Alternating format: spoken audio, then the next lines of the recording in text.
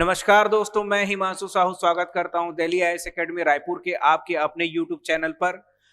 हम जिस श्रृंखला में आगे बढ़ने जा रहे हैं वो श्रृंखला है 30 कदम सीरीज, जो आपके प्री के दृष्टिकोण से महत्वपूर्ण उपयोगी सिद्ध होगी। हिंदी में आज जिस टॉपिक की हम चर्चा करने वाले हैं वो है लिपि और वर्णमाला।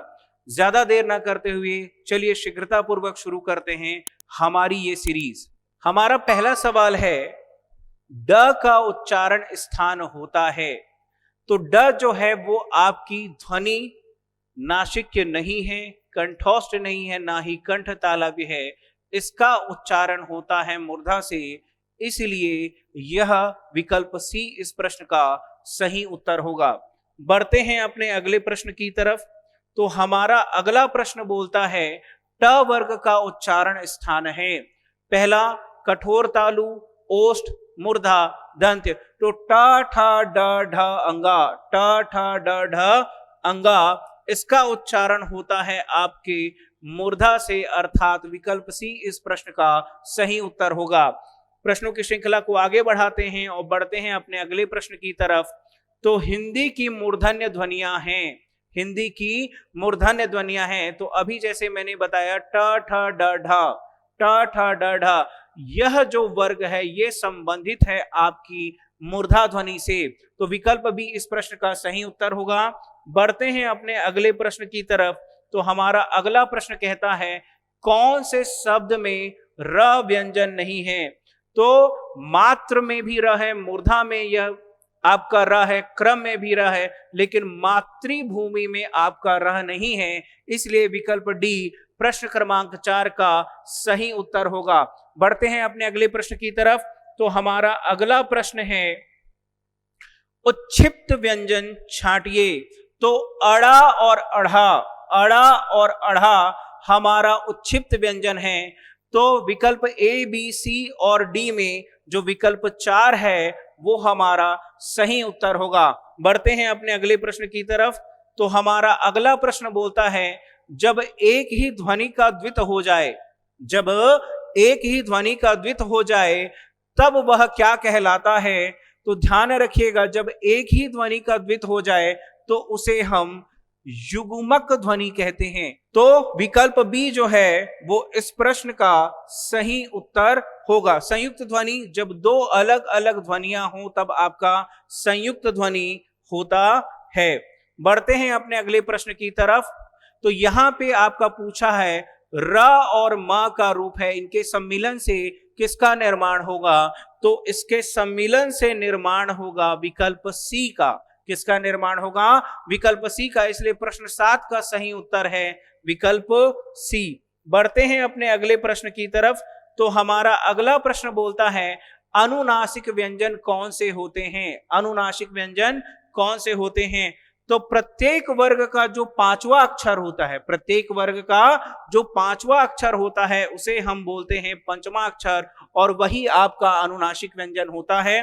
प्रश्नों की श्रृंखला को आगे बढ़ाते हैं और बढ़ते हैं प्रश्न क्रमांक 9 की तरफ। तो प्रश्न क्रमांक 9 बोलता है हिंदी में अनुस्वार किस ध्वनि का सूचक नहीं है। तो याद रखिएगा, अनुस्वार मतलब पंचमा अक्षर में आ जाएंगे तो अंगा, इया और अणा, यहां पे आपको अनुस्वार देखने को मिलेगा, जबकि जो विकल्प आपका डी है यहां पे अनुस्वार आपको देखने को नहीं मिलेगा। तो इस प्रश्न का सही उत्तर है विकल्प डी यानी य। बढ़ते हैं अपने अगले प्रश्न की तरफ। तो हमारा अगला प्रश्न बोलता है इनमें से कौन सी देवनागरी लिपि की वर्ण ध्वनि नहीं है। तो ध्यान रखिएगा, ध्वनि आपकी दंतोष्ठ है, कंठ है, मूर्धा है, लेकिन ग्रीवा नाम की कोई ध्वनि नहीं होती, इसलिए प्रश्न क्रमांक 10 का जो विकल्प ए है वो सही उत्तर होगा। बढ़ते हैं अपने अगले प्रश्न की तरफ। तो हमारा अगला प्रश्न है प्रश्न क्रमांक 11, जो बोल रहा है वर्ण तालिका के अनुसार, वर्ण तालिका के अनुसार ह्रस्व, दीर्घ और प्लुत क्या है। तो वर्ण तालिका के अनुसार ह्रस्व, दीर्घ और प्लुत प्रकार है किसका? स्वर का, इसलिए विकल्प ए इस प्रश्न का सही उत्तर होगा। बढ़ते हैं अपने अगले प्रश्न की तरफ। तो हमारा अगला प्रश्न बोलता है जिनकी ध्वनि केवल मुख से निकलती है, जिनकी ध्वनि केवल मुख से निकलती है वे हैं वृत्ताकार, संवृत्त, अनुनासिक या निरअनुनासिक। तो इसका सही उत्तर होगा आपका निरनुनासिक। तो जिसकी ध्वनि केवल मुख से निकलेगी वो कहलाएगा निरनुनासिक। फिर आगे बढ़ते हैं और बढ़ते हैं हमारे प्रश्न क्रमांक 13 की तरफ। तो ओ और औ किस प्रकार के वर्ण हैं? तो याद रखिएगा ओ और औ का उच्चारण कंठ और ओष्ठ के माध्यम से होता है। तो कंठ और ओष्ठ से उच्चारण होने के कारण विकल्प जो आपका डी है ये इस प्रश्न का सही उत्तर होगा। बढ़ते हैं अपने अगले प्रश्न की तरफ। तो हमारा अगला प्रश्न है प्रश्न क्रमांक 14। किस वर्ण का उच्चारण स्थान कंठ तालु है?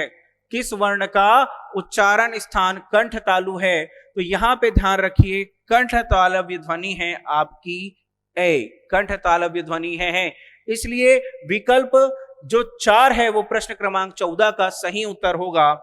बढ़ते हैं अपने प्रश्नों की श्रृंखला की तरफ और प्रश्नों की श्रृंखला का जो अगला प्रश्न है वो है आपका प्रश्न क्रमांक 15, जिसके अनुसार हिंदी स्वरों का वर्गीकरण जब जीभ के भाग के आधार पर किया जाता है तो निम्नलिखित में से कौन सा भेद इसके अंतर्गत नहीं आता?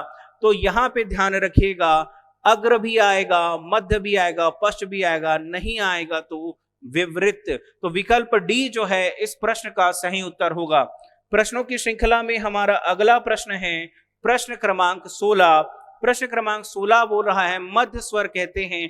तो ध्यान रखिए केवल अ जो है वो मध्य स्वर में शामिल है, इसलिए विकल्प डी प्रश्न क्रमांक 16 का सही उत्तर होगा। बढ़ते हैं अपने अगले प्रश्न की तरफ। तो हमारा अगला प्रश्न बोलता है भाषा विज्ञान की दृष्टि से, भाषा विज्ञान की दृष्टि से ऊ किस प्रकार का स्वर है? तो याद रखिएगा भाषा विज्ञान की दृष्टि से जो ऊ है वो पश्च संवृत्त स्वर है। क्या है आपका? पश्च संवृत्त स्वर है। बढ़ते हैं अपने अगले प्रश्न की तरफ। तो हमारा अगला प्रश्न है सभी स्वर होते हैं। तो ध्यान रखिएगा जितने भी सभी स्वर होते हैं वो होते हैं अल्प प्राण, इसलिए प्रश्न क्रमांक 18 का उचित विकल्प है विकल्प डी। बढ़ते हैं अपने अगले प्रश्न की तरफ। तो हमारा अगला प्रश्न बोलता है जिनका उच्चारण स्वतंत्रता से होता है और जो व्यंजन के उच्चारण में सहायक होते हैं उसे कहते हैं, तो उसे कहते हैं स्वर। इसलिए प्रश्न क्रमांक 19 का विकल्प बी जो है वो सही उत्तर होगा। बढ़ते हैं अपने अगले प्रश्न की तरफ। अगला प्रश्न है हमारा प्रश्न क्रमांक 20। जो प्रश्न क्रमांक 20 है वो बोल रहा है निम्नलिखित व्यंजनों में से कौन से व्यंजन का उच्चारण तालु से होता है? तो यहां पे आपको देखना है जो व्यंजन आपका छ है, जो व्यंजन आपका छ है इसका उच्चारण किससे होगा? तालु से होगा। प्रश्नों की श्रृंखला को आगे बढ़ाते हैं और बढ़ते हैं अपने अगले प्रश्न की तरफ। तो हमारा अगला प्रश्न बोल रहा है निम्न में से कौन सा समूह सही नहीं है? तो जैसे हम विकल्प सी में जाएं तो क ख ग घ का उच्चारण कंठ से होता है, प फ ब भ म का उच्चारण होता है आपसे ओष्ठ से, और विकल्प ए तो मूर्धन्य का उच्चारण में कौन सी ध्वनि आएगी? ट ठ ड ढ। तो विकल्प ए जो है ये आपका सही उत्तर होगा। किसके लिए? क्योंकि मूर्धा का उच्चारण जो है, मूर्धा में आपकी ध्वनियां क्या हैं? ट ठ ड ढ। बढ़ते हैं अपने अगले प्रश्न की तरफ।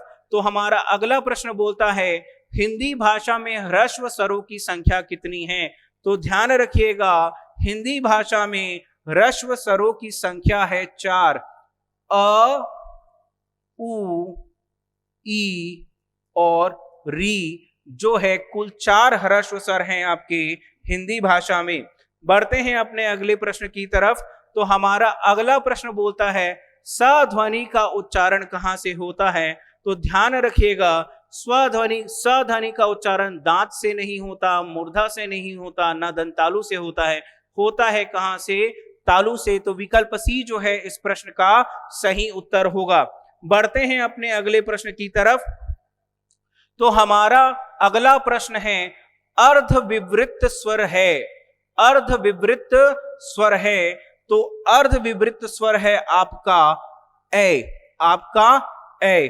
तो ये जो है ए आपका अर्धविवृत स्वर है। बढ़ते हैं अपने अगले प्रश्न की तरफ। तो हमारा अगला प्रश्न है संयुक्त स्वर का सही जोड़ा कौन सा है। तो ध्यान रखिएगा, जहां पे दो विभिन्न स्वर मिलकर निर्माण करते हैं किसी स्वर का, तो वो संयुक्त स्वर कहलाता है। तो विकल्प ए इस प्रश्न का सही उत्तर होगा। बढ़ते हैं अपने अगले प्रश्न की तरफ। प्रश्न क्रमांक 26 कह रहा है कि निम्नलिखित में से कौन सा संयुक्त स्वर नहीं है। तो ध्यान रखिएगा, दो विभिन्न स्वरों से जो मिलके बने उसे हम संयुक्त स्वर कहते हैं। तो यहाँ पे अगर हम देखें तो ऊ आपका दीर्घ स्वर है, इसलिए प्रश्न क्रमांक 26 का विकल्प जो सी है वो सही उत्तर होगा। बढ़ते हैं अपने अगले प्रश्न की तरफ। प्रश्न क्रमांक 27 कह रहा है निम्नलिखित में से कौन सा व्यंजन स्पर्शी व्यंजन वर्ग में नहीं आता। तो त वर्ग, य वर्ग, क वर्ग, च वर्ग। तो इसमें से जो आपका त वर्ग है ये भी स्पर्शी व्यंजन है, क वर्ग है ये भी स्पर्शी व्यंजन है, और जो च वर्ग है वो भी स्पर्शी व्यंजन है। जबकि यह जो वर्ग है यह अंतस्थ व्यंजन में आता है। किस में आता है? आपके अंतस्थ व्यंजन में आता है। बढ़ते हैं प्रश्नों की श्रृंखला को आगे बढ़ाते हुए प्रश्न क्रमांक 28 में। तो प्रश्न क्रमांक 28 कहता है निम्नलिखित में से कौन सा तालव्य वर्ण नहीं है। निम्नलिखित में से कौन सा तालव्य वर्ण नहीं है। तो यहाँ पे हमको देखना है क, छ, ज, झ। तो च, छ, ज, झ ये सभी तालव्य हैं, जबकि क आपका कंठ्य वर्ण है। क आपका कंठ्य वर्ण है। प्रश्नों की श्रृंखला को आगे बढ़ाते हैं और बढ़ते हैं अपने अगले प्रश्न की तरफ। तो हमारा अगला प्रश्न बोलता है हिंदी की कितनी उपभाषाएं हैं। तो हिंदी की 2, 3, 4 नहीं, कुल आपकी 5 उपभाषाएं हैं। तो प्रश्न क्रमांक 29 का विकल्प जो डी है यह उचित होगा। प्रश्नों की श्रृंखला को आगे बढ़ाते हैं और बढ़ते हैं अपने अंतिम पड़ाव की तरफ।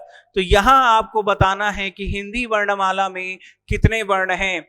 इसका उत्तर आप कमेंट बॉक्स में दीजिए तथा इस पीडीएफ की प्राप्ति के लिए जुड़िए हमारे टेलीग्राम ग्रुप से, जिसका डिस्क्रिप्शन आपको हमारे YouTube चैनल के नीचे देखने को मिलेगा। आपका दिन मंगलमय हो। आपका बहुत बहुत धन्यवाद और आपको बहुत बहुत शुभकामनाएं।